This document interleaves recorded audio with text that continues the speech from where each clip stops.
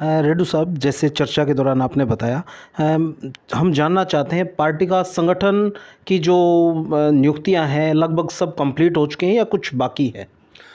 देखिए, संगठन हमारा बहुत ही मजबूत है और चौधरी ओम प्रकाश चौटाला को एक मजबूत संगठनकर्ता के रूप में पूरा हिंदुस्तान जानता है। जी। इंडियन नेशनल लोकदल पार्टी का संगठन कंप्लीटली पूर्ण था जी। और उसके बाद एक मीटिंग में संगठन को पूर्ण रूप से भंग कर दिया गया था, जी। जिसका नए सिरे से गठन चल रहा है, चल रहा है जी। और जल्दी ही, हालांकि अभी तक जो जी। पुराना संगठन था जी। जिसकी घोषणा की गई थी, जी। लेकिन वो संगठन एज इट इज़ काम कर रहा है। जी। जब तक नई कोई घोषणा नहीं होगी वो संगठन कम्प्लीटली काम कर रहा है, करता रहेगा और वो हमारा संगठन 100% कंप्लीट है। जी। तो जो नए संगठन की बात कर रहे हैं वो कब तक उम्मीद करें कि पार्टी अपने आप को एस्टेब्लिश कर पाएगी संगठन के तौर पर, ताकि अच्छे तरीके से अपने इस चुनाव को लड़ पाए? नहीं, देखिए, सेटअप करना या कंप्लीट करने वाली तो बात ही नहीं है। मैंने कहा ना, संगठन हमारा है, कंप्लीट है, ऑलरेडी बना हुआ है। जी, जी। हर सेल हमारे लगभग 16-17 सेल हैं। जी, जी। सभी के सेल के संयोजक हैं। जी, जी, जी। जिला अध्यक्ष हैं, हल्का अध्यक्ष हैं। जी, जी। सेलों के संगठन बने हुए हैं। जी, जी। State body, district body, national body, complete संगठन हमारा है। जी। उसमें जो थोड़ा बहुत परिवर्तन करना होगा तो वो शीघ्र ही परिवर्तन की नई लिस्ट आ जाएगी। लेकिन जब तक नई लिस्ट नहीं आएगी, वेद पांचाल जी, आपको ये जानकर भी बड़ा हर्ष होगा जी। और बहुत से लोगों को दुख होगा जी। जो इस आपकी वीडियो को देखेंगे। मेरे कई साथी जी। इसको ध्यान से जब सुनेंगे जी। जी। तो वो ज़्यादा मायूस ना हो, जी। क्योंकि इंडियन नेशनल लोकदल पार्टी में पद मायने नहीं रखता। जी। इंडियन नेशनल लोकदल पार्टी का हर कार्यकर्ता जी। एक कार्यकर्ता के रूप में काम करता है, चाहे वो कितना भी बड़ा पद पर क्यों ना सम्मानित किया गया हो। जी। जी। और वो जो हमारा संगठन था एज इट इज़ कम्प्लीटली काम कर रहा है, कहीं कोई वैकेंसी खाली नहीं है। जी। लेकिन उस मीटिंग में जो संगठन को क्या बोलते हैं, सस्पेंड करने का काम किया गया था, वो इसलिए किया गया था कि भाई जहाँ जहाँ ज़रूरत होगी, कुछ साथी एवं सिंह जी ने हमारी स्टेट बॉडी की मीटिंग में क्लियर किया था, भाई कुछ साथी जो है संगठन में वो फिजिकली वीक हो गए हैं, वो कर नहीं पा रहे हैं। कुछ साथी हमारे को छोड़ करके संसार से अलविदा हो गए हैं। इस तरह के हमारे कुछ पद खाली हैं। किसी का एज फैक्टर आ गया है, किसी की और कोई घरेलू समस्याएं आ गई हैं, जिसकी वजह से वो ड्यूटी ठीक से नहीं निभा पा रहा है। केवल मात्र उनको बदलने के लिए ऐसा किया गया था, ताकि लोग ये ना सोचें कि भाई हमारे को हटा दिया गया है, बल्कि उनको रिप्लेस किया जाएगा जी, और वो भी उनकी मर्जी से ही जी। तो इसलिए कोई भी साथी हमारे विरोधी दल का ये ना समझे कि इंडियन नेशनल लोकदल का संगठन नहीं बना है। इंडियन नेशनल लोकदल का संगठन कंप्लीटली बना हुआ है। कुछ जो रिप्लेस होने हैं डेजिग्नेशन, वो शीघ्र ही उसको रिप्लेस कर दिया जाएगा जी। रेड्डू साहब, जिस प्रकार से आपने बड़े विस्तार से सारी अपने संगठन की और पार्टी की विचारधारा आपने बताई, जनता किन विषयों पर किस उम्मीद में इंडियन नेशनल लोकदल के साथ जुड़े, और इंडियन नेशनल लोकदल क्या मतलब जनता से चैनल के माध्यम से क्या वायदे कर रही है कि किस प्रकार से जनता उनके साथ जुड़ाव पा सके? वेद पांचाल जी, बहुत लंबी स्टोरी है जी। क्यों इंडियन नेशनल लोकदल से जुड़ेगी जनता? नंबर एक, हमारे नेता अभय सिंह चौटाला जी, हमारे सुप्रीमो ओम प्रकाश चौटाला जी, एक सशक्त नेता हैं जी, जो जनता की जो कमियां हैं, जो परेशानियां हैं, उनको ज़मीनी स्तर पर समझते हैं और ज़मीनी स्तर पर ही जाकर को उनको समाधान करने का जो है ना, उसमें मजबूती से काम भी करते हैं। नंबर एक बात। नंबर दो बात, जो आज हालात बने हुए हैं देश और प्रदेश के, देखिए कितने बड़े शर्म की बात है। ये लोग प्रचारक के तकड़े हैं, झूठी बात को भी सत्य बना करके प्रस्तुत करने का काम करते हैं। लेकिन अब 1947 से पहले वाला हरियाणा नहीं है, जो कह देंगे वो मान लेंगे कि हर बच्चा सब कुछ जानता है।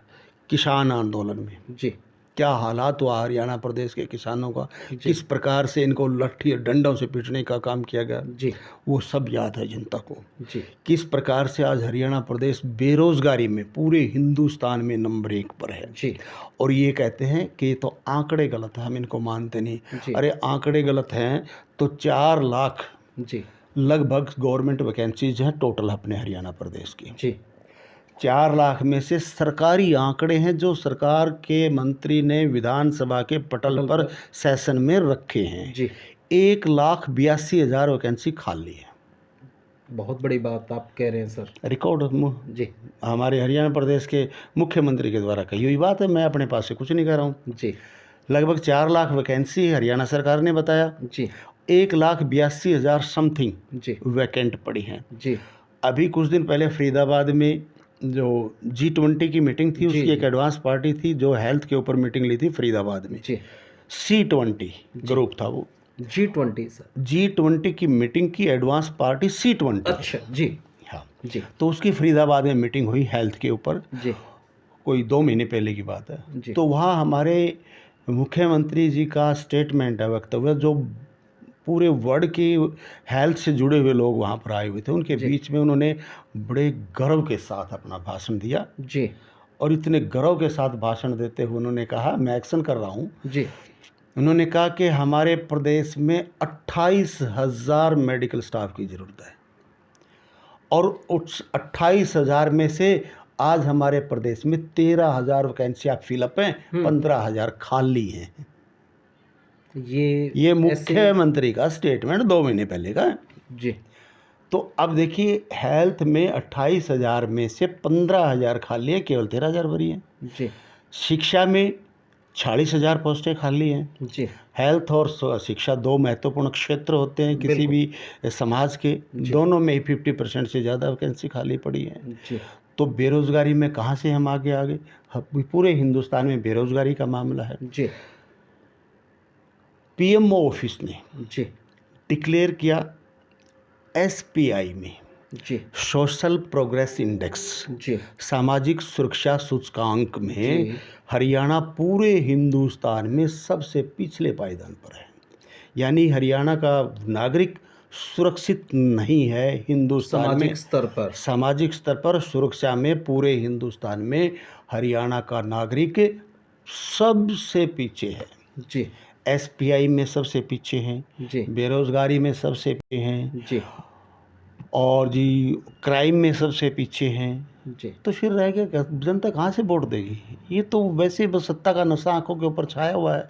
कहते हैं कि हम तो बनेंगे 24 में, क्योंकि नशा ऐसा ही होता है, अहंकार आ गया पूरी सरकार में, और अहंकार में भर करके बार बार कहते हैं कि हमारे प्रदेश में हमने बेरोजगारी की कमी नहीं। एक देखिए कितनी बड़ी बात है, एक प्रदेश का माननीय मुख्यमंत्री, देखो मुख्यमंत्री माननीय है, हमारे लिए सम्मानित है, बड़े आदर भाव से मैं कहता हूँ कि किस प्रकार से वो कितने कॉन्फिडेंस के साथ कैसे बोल पाते हैं, मुझे ये नहीं समझ में आता। इतना ज़्यादा भ्रष्टाचार, पहले जो काम 5 रुपये में आता था आज 50 रुपये में नहीं हो रहा है। जी, हर फील्ड में भ्रष्टाचार है। जी, और जिस प्रकार से हरियाणा प्रदेश में प्रॉपर्टी ID को ये लेकर के आए हैं, जी, और जिस प्रकार से ये फैमिली ID को लेकर के आए हैं, जी, यहाँ इस तरीके से इन्होंने प्रदेश में रोजगार देने का काम किया कि परिवार का एक सदस्य सवेरे कागज लेकर के दफ्तर के आगे जाके लाइन में खड़ा हो जाओ, शाम को वापस आ जाओ, पूरी ताउम्र ऐसे ही चलता रहेगा। कि ये इस प्रकार का रोजगार देने का काम किया कि सवेरे निकलो धक्के खाने के लिए, वहाँ दफ्तर में बैठो, वहाँ पैसे दो, रिश्वत दो, फिर आ जाओ, फिर उसमें कमी आ गई, फिर ठीक करवाने जाओ, फिर ठीक करवा के आओ, फिर जो है ना प्रॉपर्टी ID में कोई पार्टीशन हो गया 2 भाइयों में, फिर उस प्रॉपर्टी ID को अलग करवाओ, अलग करवाने के लिए फिर अप्लाई करो, फिर उसमें कमियां रहेगी, फिर सुधार के लिए अप्लाई करो, फिर वो अलग हो गए, तब तक जो है ना फैमिली ID में घर में कोई बच्चा पैदा होगा, फिर उसको ऐड करवाने के लिए लाइन में जाओ, फिर कोई प्रोसेस, हाँ, फिर कोई बुजुर्ग की मृत्यु होगी, फिर उसका नाम कटवाने के लिए लाइन में जाओ, फिर जो है ना नाम में गलती होगी उसको करेक्शन करवाने के लिए जाओ। यानी कि इस तरह से पूरी दुनिया को जो है ना इन्होंने लाइन में लगाने का काम कर दिया। तो पूरी दुनिया परेशान है, तंग है, बहुत ही ज़्यादा तंग है। और मैंने तो कई बार, क्योंकि मैं भी फंसा हुआ हूँ, मुझे भी कई प्रॉपर्टियाँ ठीक करवानी है, दफ्तरों में जाता हूँ, कोई सुनवाई नहीं होती है, परेशानी होती है। एक जो है ना क्लर्क के सामने हाथ जोड़ कर खड़े रहते हैं, बाबूजी बाबूजी सुन लो, कर लो, टाइम नहीं है, समय नहीं है, नेट नहीं चल रहा है, पोर्टल नहीं चल रहा है, पोर्टल बंद हो गया, नेट नहीं चला है ना। तो अब ये जो है ना लोकेशन नहीं आई है, अब जो ना जीपीएस की लोकेशन नहीं आई है, अब लोकेशन नहीं, जीपीएस की लोकेशन नहीं है ना, कभी फोटो नहीं, पता नहीं इतने सारे। बिल्कुल ज़मीनी जो समस्याएं हैं जो आप डेली रूटीन में फेसेस देख रहे हैं, लोग देखते हैं, उसके बारे में आप चर्चा कर रहे हैं। पांचाल साहब, फैमिली आईडी का ये हालात है, इन्होंने करोड़ों रुपए लुटा दिया। यासी कंपनी, यासी कंसल्टेंट कंपनी है जिसको ठेका दिया गया था फैमिली आईडी बनाने का, करोड़ों रुपए में डील हुई, गलत सलत बना करके चली गई, उन पर कोई एक्शन नहीं, और जो फैमिली आईडी गलत बन गई उनके लिए लोग धक्के खा रहे जी। उनके राशन कार्ड काट दिए, आयुष्मान भारत का कार्ड काट दिया, ठीक है, उनके जो है ना और जो सुविधाएं सरकारी मिलती थी गरीब आदमियों को वो सारी काटने का काम किया है। और मेरे पास कम से कम 20-30 तो ऐसे लोग आए हैं जिन्होंने मेरे को फैमिली आईडी दिखाई अपनी, उन्होंने कहा कि हमारी ठीक करवा दो। मैं बोला भाई मेरे तो बस की है नहीं जी, ठीक है, क्योंकि वहाँ तो कम से कम आपके एक आदमी को डेली जाना पड़ेगा। अब मैं इतने के लिए तो मैं नहीं जा पाऊँगा क्योंकि सरकार सुनने वाली तो है नहीं। अब फैमिली आईडी में गलती, प्रॉपर्टी आईडी में गलती, ठीक करवाने जाओ 500 रुपये सरकारी फ़ीस अब तो बंद कर दी। मैंने कई बार चैनल पर मैंने खुद उठाया इस बात को कि गलती सरकार की फ़ीस हम दें, क्यों भाई, बिल्कुल, तो वो कुछ दिनों से बंद कर दी, नहीं तो 500 रुपये की रसीद भी काटती थी सरकार जी, ठीक है। तो उसके बाद किसी ने बताया कि मेरे घरवाले की 2.5 लाख रुपये तनख्वाह दिखा दी साल की, और मेरी 2.5 लाख दिखा दी, 5 लाख बना दी, 1,80,000 से ज़्यादा होगी, इसलिए हमारी सुविधाएँ काट दी। मैं बोला भाई तेरी घरवाली कमाती होगी, बोला जी मेरी घरवाली तो हैंडीकैप है और बच्चे का घर की रोटी पानी करती है, उसकी भी 2.5 लाख जोड़ दी। तो इस तरह की मतलब घपले कर रखे, जनता पूर्ण रूप से परेशान हो चुकी है और किसी भी हालात में इस सरकार को वोट देने का काम नहीं करेगी। और भी अनेकों मुद्दे हैं जिनकी वजह से हरियाणा प्रदेश के लोग इस सरकार से बहुत ज़्यादा तंग आ चुके हैं और किसी भी सूरत में पीछा छुटाना चाहते हैं। अगर कल को इलेक्शन की घोषणा हो जाए तो कल ही इनको चलता करने का काम करेंगे जी। रेड्डू साहब, जैसे आपने बताया पद यात्रा जींद में भी आनी है, उस यात्रा के दौरान आपने चर्चा के दौरान बताया लोगों में परिवर्तन आ रहा है, विचार बदल रहे हैं, पार्टी छोड़ के आ रहे हैं, तो क्या उम्मीद करें जींद में जब अभय सिंह चौटाला जी अपनी पदयात्रा लेकर आएंगे तो यहाँ भी कोई बड़ा धमाका करने का काम करेगी इंडियन नेशनल लोकदल पार्टी, बड़े कद्दावर लोगों को पार्टी में ज्वाइन कराने का काम करेगी? 100%। आप देखिए, जब हमारी यात्रा अभी रोहतक में चल रही है जी, रोहतक में खुद किलोई हल्के के 50 लोगों ने जेजेपी को, कांग्रेस को छोड़ करके इंडियन नेशनल लोकदल पार्टी को ज्वाइन करने का काम किया। कलानौर में बहुत सारे लोगों ने ज्वाइन करने का काम किया है। आज भी अब सुबह के प्रोग्राम में बहुत सारे लोगों ने जो है ना पार्टी को ज्वाइन करने का काम किया। और जो जींद तक पहुंचेगी, जींद क्योंकि जींद का सेंटर भी है, हरियाणा प्रदेश का सेंटर है, और यहाँ आते जाते देखना वो कितना बड़ा काफिला बन जाएगा। और जिस प्रकार की बड़ी बड़ी सभाएँ आज हो रही हैं जींद आते आते, वो और दुगनी तिगनी होने का काम करेंगे। और जींद के भी बहुत सारे लोग पार्टी में दूसरे दलों को छोड़ करके शामिल होंगे जी। मेरा अंतिम सवाल, जिस प्रकार से एक समय था जब चौधरी देवीलाल जी की एक आंधी चली थी, क्या उस आंधी की उम्मीद की जा सकती है वर्तमान 2024 का जब इलेक्शन आएगा? क्या कोई आंधी बन के किसी प्रकार से परिवर्तन हो पाएगा, सत्ता परिवर्तन हो पाएगा? 23 मार्च 1985 का शायद वो दिन है जब ताऊ देवीलाल ने न्याय युद्ध शुरू किया था जी। और न्याय युद्ध की यात्रा को समाप्त करने के बाद दिल्ली के जंतर मंतर पर विशाल जनसभा करने के बाद उन्होंने हरियाणा प्रदेश में 1986 में जींद की ही इस पावन धरा पर एक न्याय युद्ध का सम्मेलन किया था जी, जिसमें बहुत ज़्यादा लोग, लगभग 10 लाख प्लस लोग यहाँ पर एकत्रित हुए थे। और उसके बाद सन 1987 में जब चुनाव हुआ तो 85 सीटें चौधरी देवीलाल को हरियाणा प्रदेश ने देने का काम किया था। केवल 5 सीट कांग्रेस को मिली थी। और उस टाइम एक नारा भी चला था प्रदेश में कि 4 कांधिए और 1 रोने वाला 5 आदमी कांग्रेस को दिए हैं ताकि इनकी अपनी डेड बॉडी को लेकर के चल तो सकेंगे। तो वो आंधी जो 1987 में आई थी और चौधरी देवीलाल हरियाणा प्रदेश के मुख्यमंत्री बने थे, और जिस पर उन्होंने वहाँ बनते ही वृद्धावस्था पेंशन को 100 रुपये प्रति माहवार करने का काम किया था जी। अब जो हालात हरियाणा प्रदेश के बने हुए हैं जी, देखिए ताऊ देवीलाल एक बहुत बड़ा चेहरे थे और चाहे किसी भी दल का आदमी क्यों ना हो, वो तो ताऊ देवीलाल को तो सभी लोग पूजते हैं जी।